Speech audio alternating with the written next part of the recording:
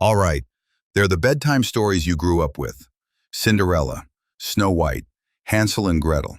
But long before Disney made them shine, they were far darker, much sharper, and never meant for children at all. Two brothers, Jacob and Wilhelm Grimm, lived in early 19th century Germany.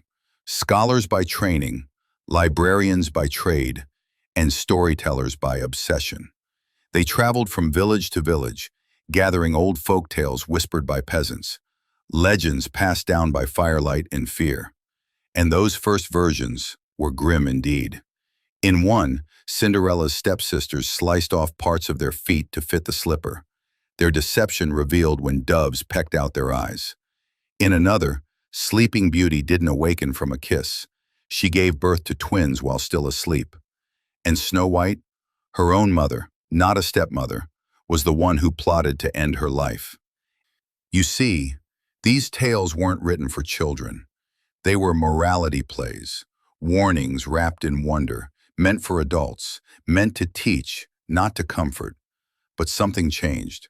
By the 1820s, parents began reading them aloud, and letters poured in. Some were horrified, some enthralled. So the brothers began to rewrite. They removed the lust, softened the blood, and replaced cruel mothers with cruel stepmothers.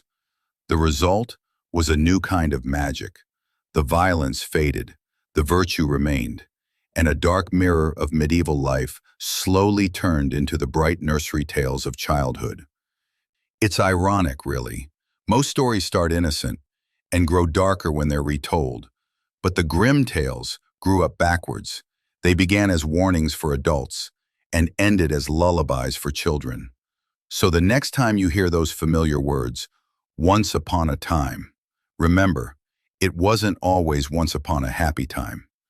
Because before the fairy tales became gentle enough to dream by, they had to be scary enough to remember.